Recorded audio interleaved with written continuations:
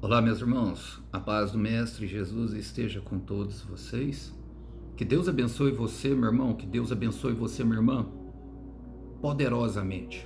E que o Senhor Deus poderoso, Ele possa vir através dessa palavra iluminar os nossos corações, trazer revelações, conhecimento do Santo e do Eterno e manifestar a tua graça. Como que está o coração? Como que está o coração? Vamos lá, para cima, hein?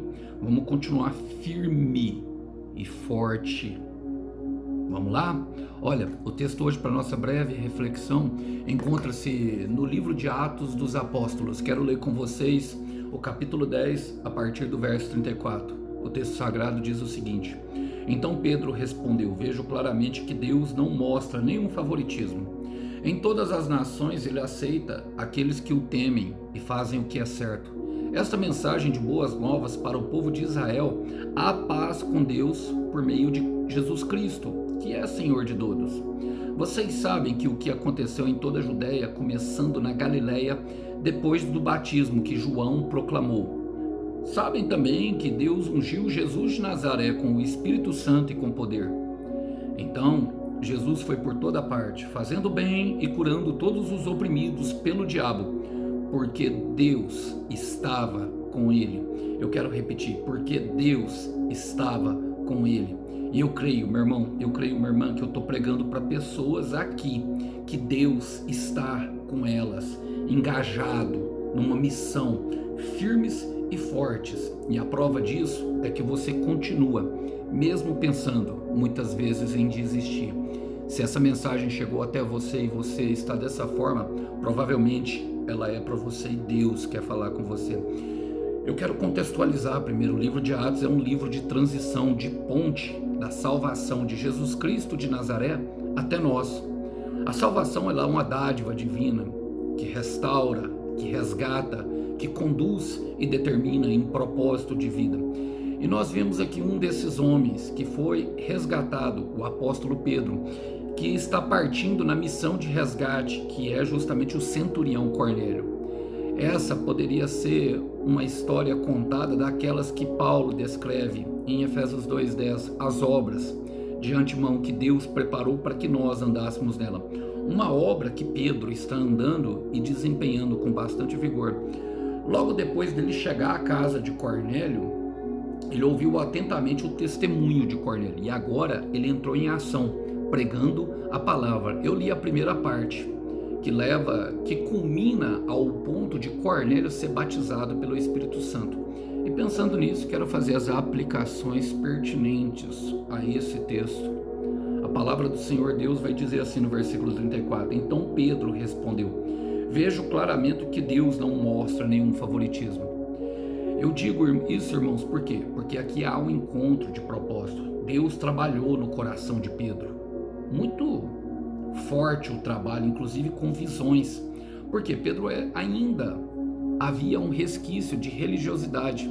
Ele jamais se via na mesa de um gentio, ali ceando, almoçando, comendo com gentio. E ele foi convidado justamente para isso, para visitar uma família de um chefe de centúrias. Ele também preparou o coração de Cornélio. Cornélio não tinha conhecimento, talvez somente ouvido falar ali no meio dos israelitas de um Deus. Talvez a mensagem de que há paz com Deus por meio de Jesus Cristo tenha despertado o seu interesse. Talvez ele estivesse passando por um processo difícil e duro. Aquelas pancadas da vida vêm e ela não escolhe classe social. É para o rico, para o pobre, para o magro, para o gordo. E muitas pessoas têm caminhado na dificuldade, têm caminhado justamente nesses momentos em que a situação aperta. E talvez lá no seu interior o próprio Espírito Santo já estivesse ministrando para que eles pudessem se encontrar. Um para ouvir, outro para falar. E nesse momento Pedro dá essa importante declaração: vejo claramente que Deus não age com favoritismo. E Deus não age com favoritismo, irmãos. Por quê? Deus cumpre promessas para quem se alinha ao propósito. Está cumprindo a promessa de que, justamente para Cornélio, de que traria alguém que o ajudaria a entender. Ele está cumprindo a promessa para Pedro que foi feita por Jesus Cristo, lá em Mateus, capítulo 4, versículo 19, que diz: vinde após mim. Por que após mim? Era necessário ele passar todo o processo com o Senhor Jesus, a escola da preparação, o deserto, os invernos da alma, para poder chegar nesse lugar e desempenhar o seu chamado, o seu propósito com desenvoltura, com a autoridade que lhe é embutida, que lhe é cabida. Olha, vinde após mim, porque eu te farei pescadores de homem. E Pedro está falando, eu vejo que Deus não age com favoritismo, e não há, porque agora, de pescador, de pescado, ele está pescando um homem, Cornélio, justamente mostrando para Cornélio que Deus não é um Deus só de uma nação, que Deus veio para todos, e que ele tem o desejo de se relacionar com a humanidade, mas que é justamente para quem se alinha com o propósito, porque Cornélio alinhou, Deus tocou o coração dele, gerou um espírito de clamor, ele era um homem que já dava as suas esmolas, ou seja, praticava boas ações, e sim, ele precisava agora o quê? Conhecer o Senhor Jesus Cristo, estava ali para alinhar conforme Deus tinha falado. E Deus, ele é poderoso para isso, irmãos. Ele não age com favoritismo, ele age com favor e graça para quem se alinha no seu propósito, cumprindo suas poderosas e boas promessas. Em Salmos 84, versículo 10 vai dizer, versículo 11 diz assim: o Senhor Deus é sol e escudo. O Senhor Deus concede favor e honra, não recusa nenhum bem aos que vivem com integridade. É integridade, irmão. É completude de ser. Integridade quer dizer que é o ser humano que é íntegro, que é inteiro, que quer viver inteiramente fazendo bem, que quer ser uma pessoa melhor. É esses a qual Deus derrama favor, honra e riqueza, as riquezas vindas do céu que nós conhecemos por meio do Senhor Jesus Cristo. E Cornélio está prestes a experimentar isso. Pedro diz: em todas as nações ele aceita aqueles que o temem e fazem o que é certo. Vocês percebem que a declaração de Pedro está justamente ligada ao comportamento, à conduta humana. O temor, irmão, o temor ao Senhor é o firme fundamento dessa caminhada, para que nós venhamos a viver promessas, para que nós venhamos a ter uma caminhada com Ele, irmão. Porque se nós tememos Ele, Ele fala, nós obedecemos. Se Ele diz que nós não devemos ir a algum lugar, nós entendemos que aquele limite é bom para nós. O temor gera dentro do nosso coração uma convicção de que Deus é digno de todo respeito, de toda honra e toda glória. É o temor que diz isso, irmão.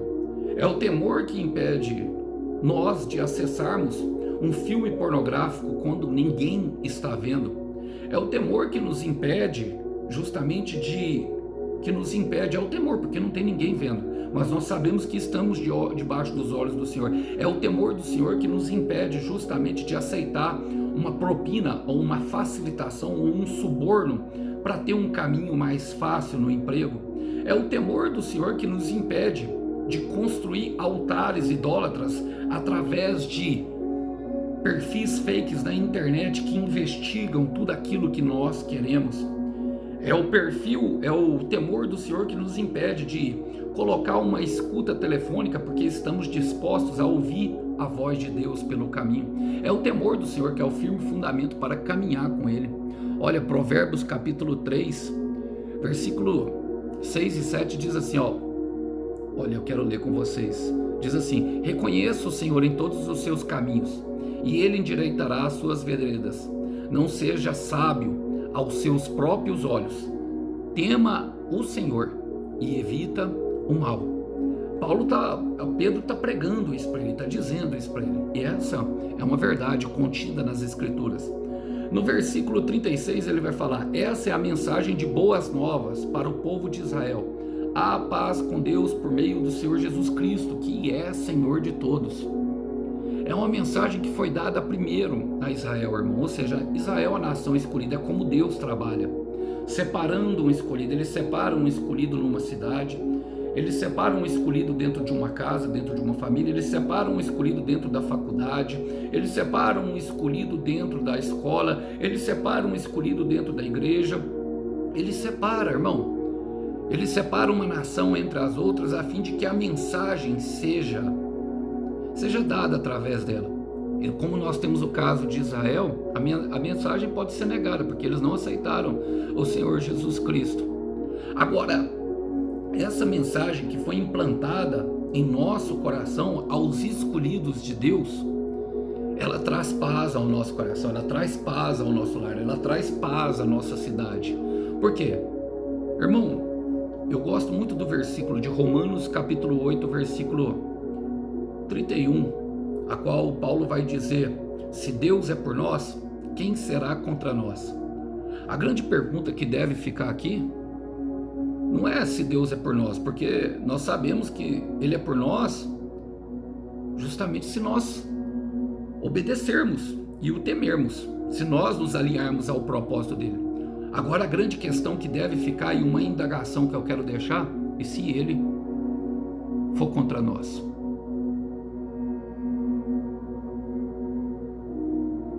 A paz de Deus, meu irmão, está sobre aqueles que recebem a palavra, a qual a palavra é implantada no coração. A própria palavra, o próprio Senhor Jesus, implantada por meio do seu Espírito Santo. João 1,12 vai dizer que Ele nos deu o direito de ser chamados de filho para todos aqueles que o receberam. Receberam quem? Jesus. O apóstolo João diz isso logo após de mencionar que Israel, falando que ele veio para os seus, mas os seus o rejeitaram. Os seus o rejeitaram, irmão. Olha, tem um texto que eu gosto muito, que está em Romanos, capítulo 3. O apóstolo Paulo diz o seguinte no versículo do 5 ao 8. Preste atenção neste texto. Fala assim, ó: mas se a nossa injustiça ressalta de maneira ainda mais clara a justiça de Deus, que diremos? Que Deus é injusto por aplicar a sua ira? Estou usando um argumento humano. Claro que não. Se fosse assim, como Deus iria julgar o mundo? Alguém pode alegar ainda: se a minha mentira ressalta a veracidade de Deus, aumentando assim a sua glória, por que sou condenado como pecador? Por que não dizer como alguns caluniosamente? Que diremos? Façamos mal para que não venha o bem. A condenação dos tais é merecida. Mas do versículo 15 ao 18 ele fala: seus pés são ágeis para derramar sangue, ruína e desgraça marcam seus caminhos, e não conhecem o caminho da paz. O caminho da paz é o Senhor Jesus. Aos seus olhos é inútil temer a Deus. E a paz de Deus está só para quem tem a palavra implantada, irmão. Eu preciso falar por quê? A paz com Deus por meio de Jesus Cristo. É o que Pedro está pregando a Cornélio. A paz com Deus por meio de Jesus Cristo. Por meio do propósito, por meio da palavra, por meio daquilo que Ele quer que nós façamos.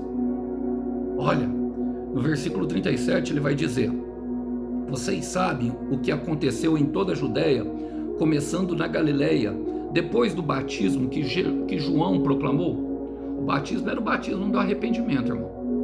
Arrependimento dos pecados. O mesmo que Jesus proclamou em Marcos, capítulo 1, versículo 15. De fato, o tempo prometido já chegou. Arrependam-se e creiam nas boas novas de Deus. Agora, nós precisamos entender porque Pedro usa uma palavra-chave aqui, nesse versículo que eu entendo, e é a que eu vou pegar com vocês para nós ministrarmos ela hoje. Ele fala assim, ó: vocês sabem o que aconteceu em toda a Judéia. Sabedoria, conhecimento, irmão. O conhecimento mostra o caminho revelado. É o conhecimento que nos mostra esse caminho para obter a paz. É o conhecimento ajustado à revelação do Espírito Santo, porque a palavra sem o Espírito, a lei sem o amor, ela se torna laço. A verdade sem o amor, ela se torna vaidade. Justamente para que nós venhamos a alcançar desígnio que o Senhor estabeleceu para nós. É um desígnio que traz plenitude de vida e paz ao nosso coração.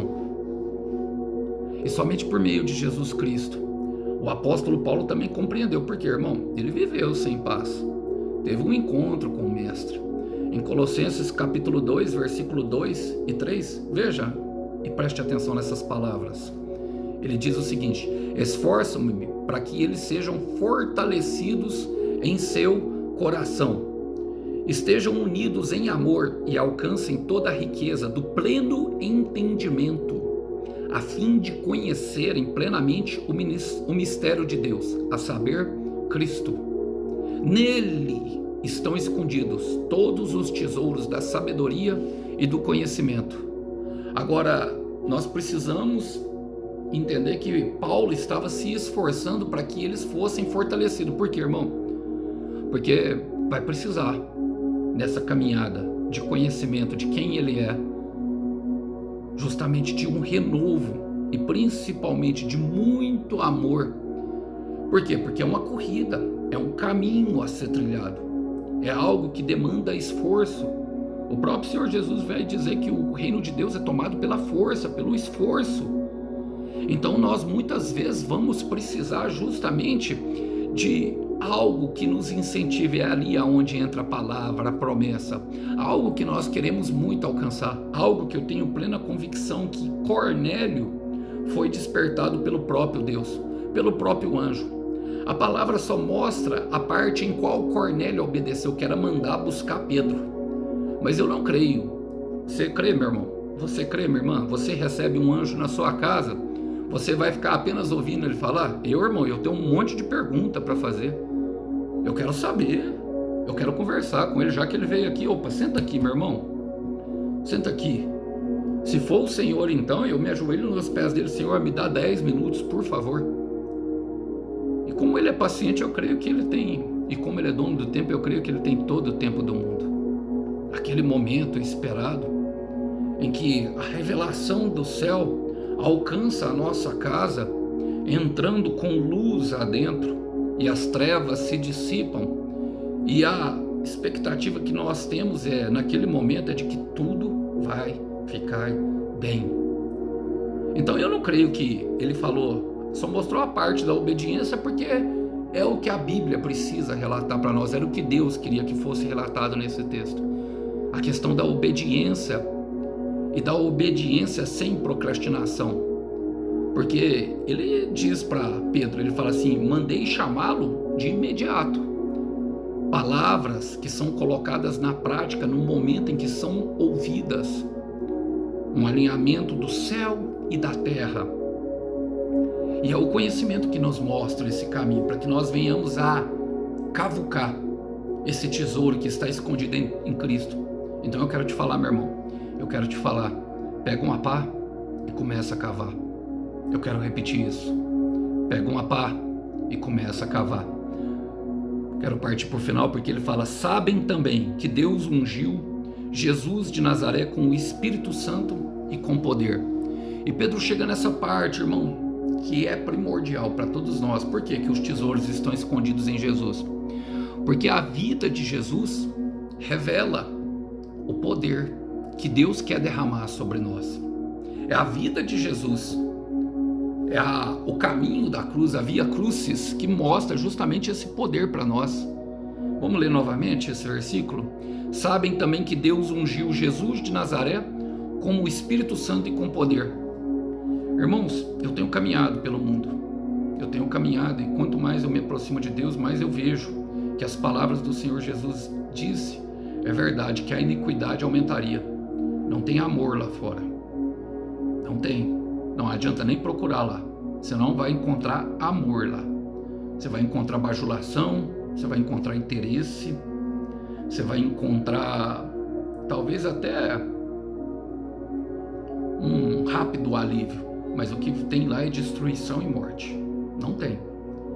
E Paulo vai dizer em Romanos 8, versículo 19, que é justamente o que está acontecendo, porque está aumentando, tem ficado cada vez mais evidente. Basta você sair na rua um pouquinho para você ver que as coisas já não são mais as mesmas. Não se tem uma conversa entre vizinhos há muito tempo. Ninguém para escutar a outra pessoa, está todo mundo muito ocupado com seus próprios interesses. E assim, o sistema que nos imputa esse ativismo, e alguns de maneira, vamos dizer, até um pouco burra, se revoltam, não agindo da forma correta para derrotar como o Senhor vence o mundo. Eu falo isso de verdade, se tornam justamente aquilo que o ultraje a rigor, e as letras do Roger fala, um rebelde sem causa. Um rebelde sem causa. Eu não vou me ater ao sistema e eu vou ficar preguiçoso aqui na minha casa.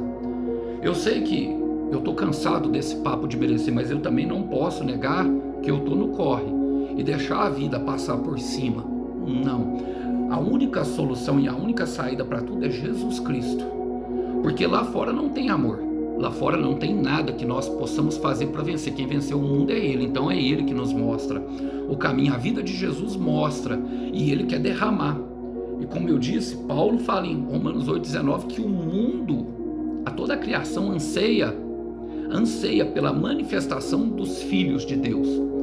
Pedro está aqui ligando mais um filho, mais um que vai vencer o mundo. E essa é a vitória que vence o mundo, a nossa fé. Mais um que não sucumbiu, mais um que não se dobrou a Baal, mais um que não caiu nas armadilhas do sistema, mais um que não caiu nas armadilhas da mente. Porque Colossenses capítulo 1, 27 vai dizer: Cristo em nós, a esperança da glória.